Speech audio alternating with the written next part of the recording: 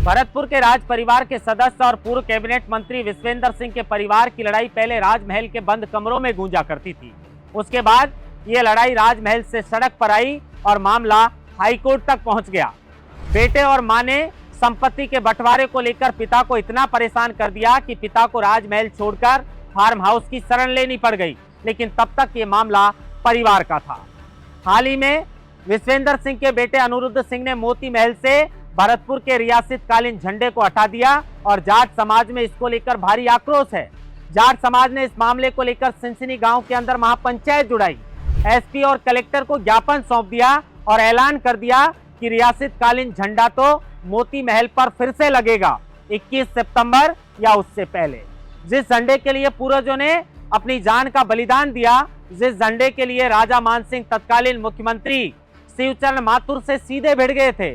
शिवचरण माथुर जब हेलीकॉप्टर से डीग के अंदर गए तो राजा मानसिंह अपनी जीप लेकर हेलीपैड पर पहुंच गए।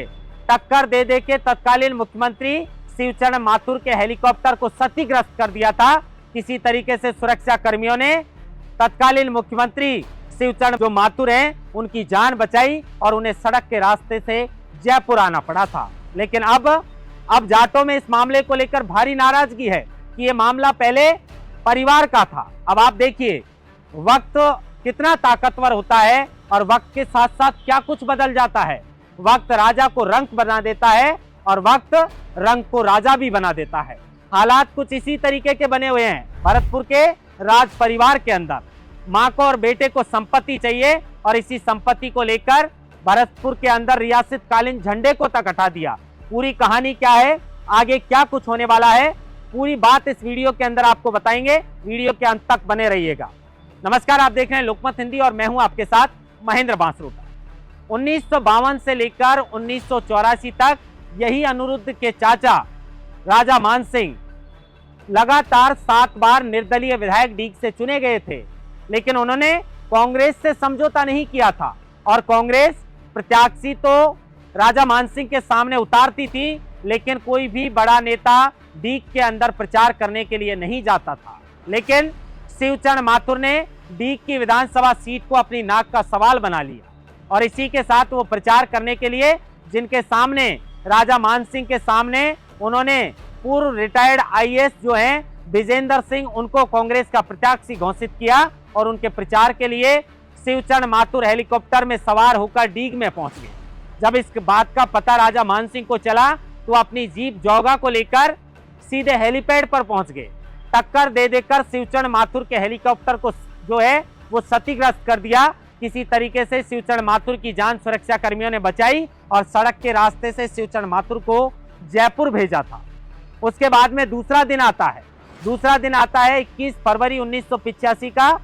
पूरे भरतपुर के अंदर इस मामले को लेकर सुरक्षा के इंतजाम बढ़ा दिए थे और उसी के बीच राजा मानसिंह अपनी जीप को लेकर चले जाते हैं और पुलिस वालों ने उनकी जीप को रोकाकर उनका एनकाउंटर कर दिया। राजा मानसिंह का एनकाउंटर होने के बाद जाटों में भारी आक्रोश देखा गया और उसके बाद में मामला क्या था, सिर्फ झंडा हटाने का जो कांग्रेस कार्यकर्ताओं ने हटाया था और पोस्टर फाड़ने का मामला था।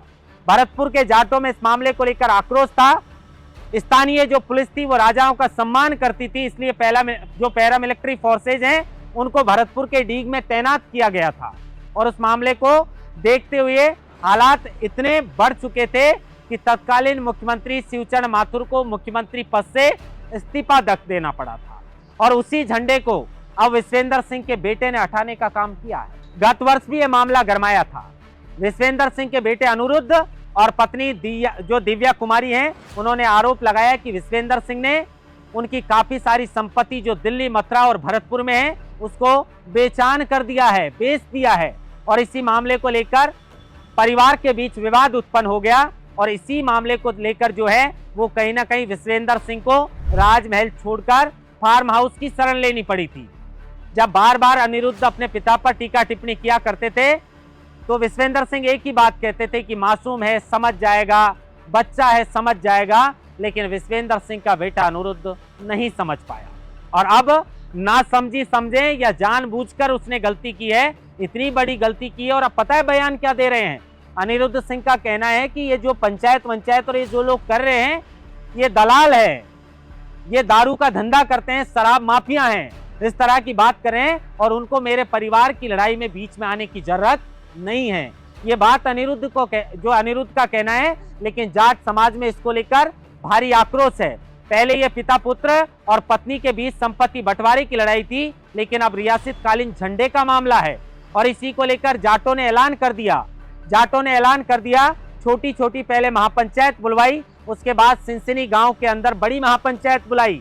एसपी और कलेक्टर को इस मामले को लेकर ज्ञापन सौंप दिया और सर्व जाट समाज जो है वो कहीं ना कहीं पूरा जाट समाज विश्वेंद्र सिंह के साथ है। उनका कहना है कि हम विश्वेंद्र सिंह के साथ खड़े हैं।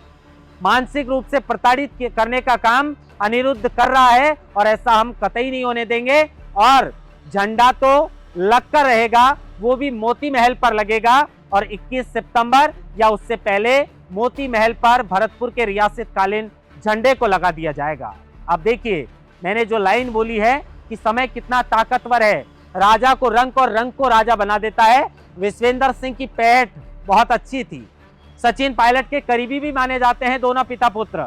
सचिन पायलट जब 18 विधायकों को लेकर मानेसर गए थे, उसमें एक विधायक कांग्रेस के विश्वेंद्र सिंह भी थे और इसी के चलते कांग्रेस ने उनकी सदस्यता तक छीन ली थी और अब उसी विश्वेंद्र सिंह को ऐसे दिनों का सामना करना पड़ रहा है। विश्वेंद्र सिंह करे भी तो क्या करे, बेटे के सामने झुकना पड़ा, लेकिन अब बेटे ने ऐसा काम कर दिया कि सिर्फ पिता नहीं, पूरे जाट समाज को और पूर्वजों को और रियासतकालीन झंडे का अपमान करने का उसने काम किया है और इसी मामले को लेकर भरतपुर के जाटों में भारी आक्रोश है। अब 21 सितंबर का इंतजार है, क्योंकि भरतपुर के जाटों ने ऐलान कर दिया कि भरतपुर के जाट जो राजा विश्वेंद्र सिंह के बेटे हैं अनिरुद्ध, उनका बाइकआउट करने जा रहा है और झंडा लगेगा, मोती महल पर लगेगा 21 सितंबर या उससे पहले। क्या इस पर नया अपडेट आता है, पल पल की जानकारी हम आपको देते रहेंगे। नमस्कार, महेंद्र मास्टर, लोकमत हिंदी, जयपुर।